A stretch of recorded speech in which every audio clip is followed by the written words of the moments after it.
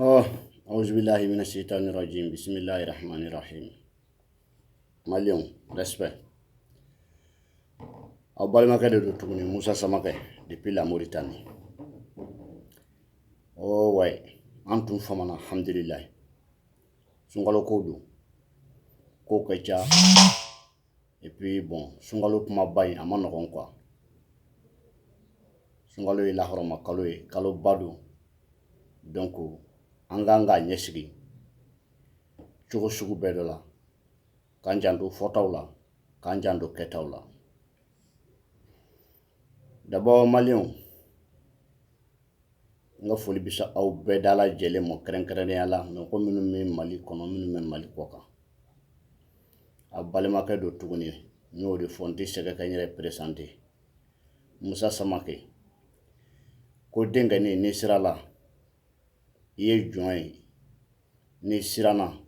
i ye jitɔ ye, n'i siranna i ye fugari ye. Mɔgɔ minnu b'o video kɛ k'u ɲɛda dogo, n b'a dɔn siran de don saya ɲɛ. Wallahi billahi ne bɛ yɔrɔ min na ne tɛ siran saya ɲɛ.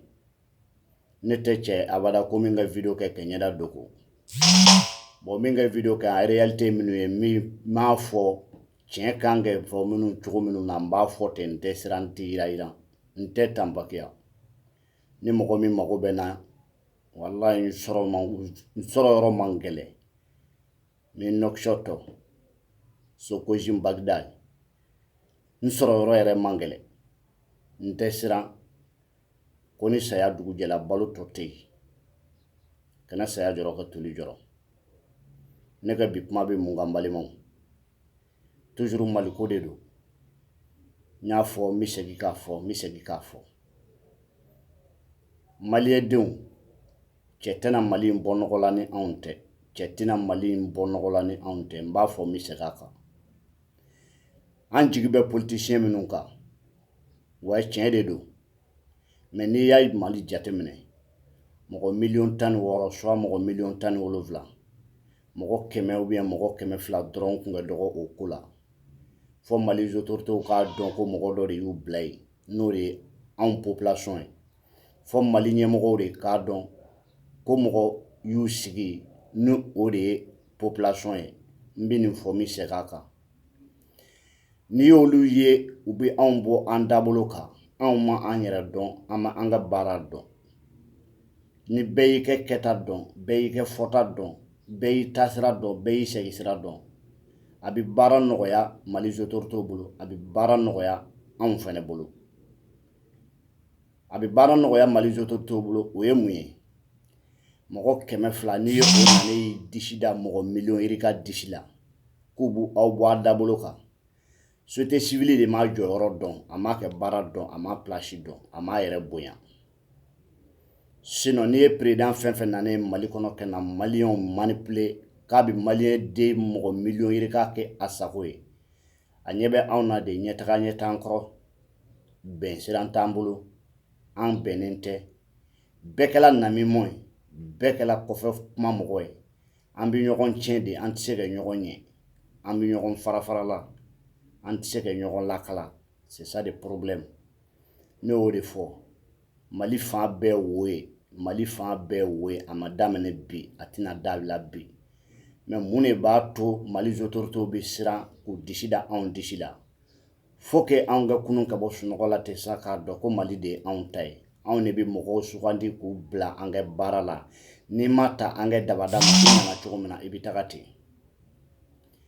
Wallahi n'i y'a ye IBK Jara bɛ gɛlɛya la bi ka ko sugu dɔw engagé Mali kɔnɔ, a y'a ye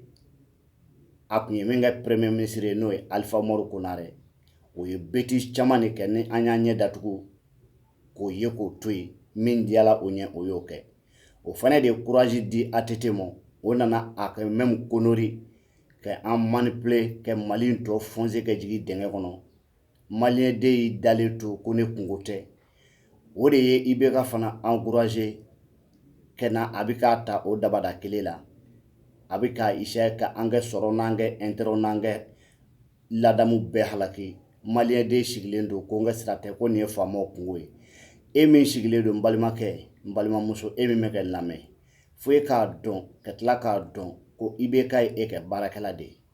fo e k'a dɔn ko IBK ma wusa ni e ni maliden tɔw de jɛla ka danaya da IBK kan ni IBK sigila an kunna o danaya mina n'a ma se k'o fa e ni ne mun kosɔn an tɛ o danaya mina a b'o kɔnɔ o de ye ne ni e kɛ droit ye mais d'abord i tɛ se ka président bɔ a tagabolo kan f'a ka sɔrɔ e b'i kɛ droit dɔn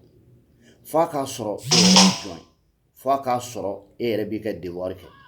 ni bɛɛ y'i sigi kuma mugu la mɔgɔ si t'i ka baara dɔn président tɛ se ka wari cɛ ka n'a di population ma dɛ population non aw kana sigi o kan k'a fɔ de ko nin kɛla président ye président ka baara ye mun de ye anw ka bɛn kɔnɔ anw ka jɛ kɔnɔ anw ka baara ɲɔgɔnya kɔnɔ ka sira nɔgɔya président bolo a ka se ka taa an ka demandes lase yɔrɔw la minnu bɛ se ka na anw ka problèmes ta ba la o k'a sɔrɔ fana an yɛrɛ b'an ka problèmes bɔ nɔgɔla siraw dɔn n'i ye maliyɛn den sigi 100% min b'a yɛrɛkun kalama a tɛ tɛmɛ 40% kan 60% tɔ bɛɛ ye mɛn mɔgɔw nɔfɛ o jamana bɔ man di nɔgɔ la kalanko ko tɛ adamaden dɔ kalan na a tɛ foyi kalama mɔgɔ dɔ ma kalan walahi a bɛ ko kalama kalan kɔni o ye ala dimɔ ye dɔnniya ye ala kɛ dimɔ ye ala ka dimɔ min don fana i b'a ɲɛɲini de k'a fɔ de ko dɔnni bɛna den sigilen mɔ o fana y'a dama ko yɔrɔ tɛ tiɲɛ ye kalan ye latigɛ ye n'i y'a laɲini soit ni somɔgɔw y'i don kalan na n'i kalanna mais dɔnniya cɛkisɛya de ye o ye k'o ɲini k'o sɔrɔ o ye cɛbakɔrɔ kɛ cɛkisɛya de ye donc mɔgɔ dɔ kalanna mais dɔnniya t'o la donc kalan ani dɔnniya kelenw tɛ si ani kodɔn kelen fana tɛ denmisɛnnin dɔ bɛ a ma kalan a bɛ kodɔn mɔgɔkɔrɔba dɔ bɛ a kalanna a yaalala a tɛ fɛn kalama donc denmisɛnnin tɛgɛ koko ɲuman a bɛ makɔrɔba dɛgɛ nɔɔni n balimaw ne ka bi kuma in bɛ mun kan n'an bɛ san 2017 2017 6e mois le 25 aujourd'hui dimanche bon o bɛnna seli ma anw fɛ yan bi Moritani Nouakchott an bɛ an baden alisilama bɛɛ da lajɛlen fo sunkalo ɲuman tɛmɛna donc ala ka san wɛrɛ sunkalo yira an na ɲinan ta in bɛ dɔw sɔrɔ yen a tɛ komi o y'olu ka fugariya ye dɛ kow de ye tuuru ye wagati bɛ kow tiɲɛ bange donc bɛɛ n'i ka don de don bɛɛ n'i ka wagati de don olu ta la u y'an kɔn yɔrɔ min na an bɛɛ de kun bɛ yen nka dugu ta in don bɛɛ b'a passeport ta kelen kelen donc ni i min bilala an ɲɛ don min kan'a bila i kunna ko wɛ ko o de don a bila i kunna ko e yɛrɛ de bɛ siran ka don dɔn n'i y'o bila i kunna i b'i ka kɛta dɔn i b'i ka fɔta dɔn i b'i janto i ka kɛtaw la i b'i janto i ka fɔtaw la an balimaw bi kuma in bɛ min kan k'a fɔ maliyɛn den ye bi ko an bi bato min kɔnɔ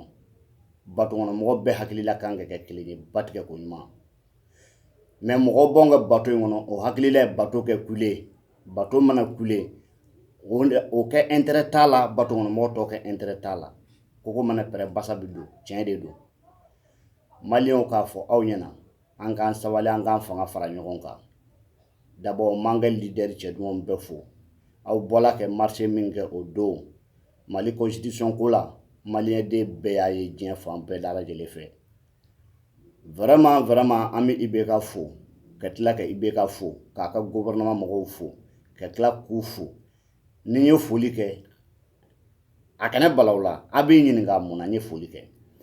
parce que ni mɔgɔ jugu dɔ sɔrɔla kɛnɛ ka na tasuma minɛ k'a bɛna don an ka bugu la an kɔnna k'a faamu ko wɛ ninnu de ye an jugu ye n'an ma kɔn ka fɛɛrɛ tigɛ u bɛna an ka bugu jɛni ni tasuma donna nin ka bugu la ni e ka bugu bɛ ɲɔgɔn kɛrɛfɛ n'a y'o ta ɲimi k'o ban a bɛna don e fɛnɛ ta la donc n'a kɔnna k'o faamu a b'a tɛgɛ di ɲɔgɔn ma tasuma kana don cɛ wuli ka bɔ n kan kana sigi nka o ka fisa wuli ka bɔ n kan yɛrɛ ko gɛrɛ ɲɔgɔn na a bɛna ni murulatigɛli de ye ntolan fɛn ta donbaliya de ɲɔgɔn tɛ donc IBK ka nin plan nana kɛ sababu ye ka Mali jeunesse fangara ɲɔgɔn kan ka Mali politique tɔw fara ɲɔgɔn kan ka an jɛ ka fara ɲɔgɔn kan ka mobiliser o don minɛ fɛnba ye ne bɛ foli kɛ IBK ɲɛ ka da o yɔrɔ de kan sinon depuis ala ye ne da ne b'a dɔn nin tɛ Mali solution ye parce que diɲɛ kɔnɔ Afrique kɔnɔ ko tɛ dɛ diɲɛ kɔnɔ IBK ye min kɛ fanga la diɲɛ mɔgɔ si tɛ yen ko min y'a kɛ fanga la ale ye min kɛ administration kɔnɔ diɲɛ kɔnɔ mɔgɔ tɛ yen min y'a kɛ ka ambassadeur ya kɛ ka premier ministre ya kɛ ka assemblée président ya kɛ ka na kɛ président de la république foyi ti fanga la diɲɛ kɔnɔ k'o ti min dɔn foyi ti fanga la ko mɔgɔ bɛ fɛn fɔ o ɲɛna fanga la k'a ti min dɔn mais fanga ko ye fɛn dɔ de ye a kunnaja tɛ kalifa bɛɛ la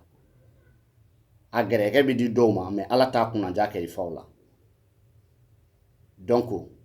bi problème bi yɔrɔ min na maliyɛnw aw ye bɛn hali bi n ka foli bi se aw bɛɛ da lajɛlen ma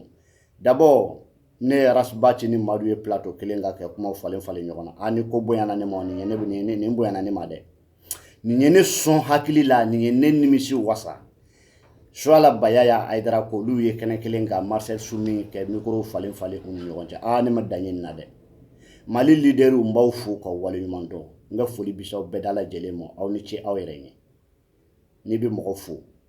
mɔgɔninfin yanni k'a to mɔgɔ k'i fo i yɛrɛ fo i b'i yɛrɛ fo n'i y'i yɛrɛ dɔn i b'i kɛ kɛta dɔn mɔgɔba o de ye mɔgɔ ye mɔgɔ min bɛ sigi kɛ miiri hakili ɲuman na ka kobaw kɛ e de ye mɔgɔba ye sinon bibi tɛmɛ sini bɛ na o bɛ ala bolo kunun kɔni tɛmɛna donc hali ni sini a tɛna se an ɲɛna ala de b'o dɔn an k'an ka sini préparer bi n'a m'an sɔrɔ yen a kan k'an denw sɔrɔ yen olu kɛ latigɛ ko ɲuman kama anw filɛ kɔlɔlɔ min kɔnɔ nin ye bi an ka Mali in na jɔn de nɔ don ko Faransi ne b'a fɔ o ye tiɲɛ don Faransi mais d'abord anw mɔgɔ b'i bolo bɔsi ka bɔ mɔgɔ la ka sɔrɔ i m'a puruti diɲɛnatigɛ ko bɛ position min na bi racisme flagrant de ye nin ye embargo bɛ Mali kan Mali bɛ jɔnya kɔnɔ Mali bɛ esclavage kɔnɔ mais hakilitɔw tɛ nin yɔrɔ faamu ni n ko Mali bɛ jɔnya kɔnɔ an farikolo libérelen don mais an ka esprit contaminé don parce que mɔgɔ minnu bɛ bɔla anw fɛ ka taa kalan faransiw ni kɔfɛlaw la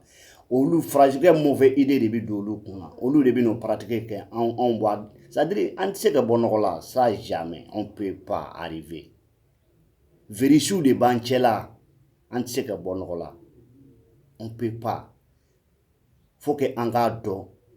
ko anw yɛrɛw de y'an kɛ kɛlɛkɛminɛn ye Mali militaires u filɛ kɛ faga su ani tile Mali population u filɛ kɛ faga su ni tile bi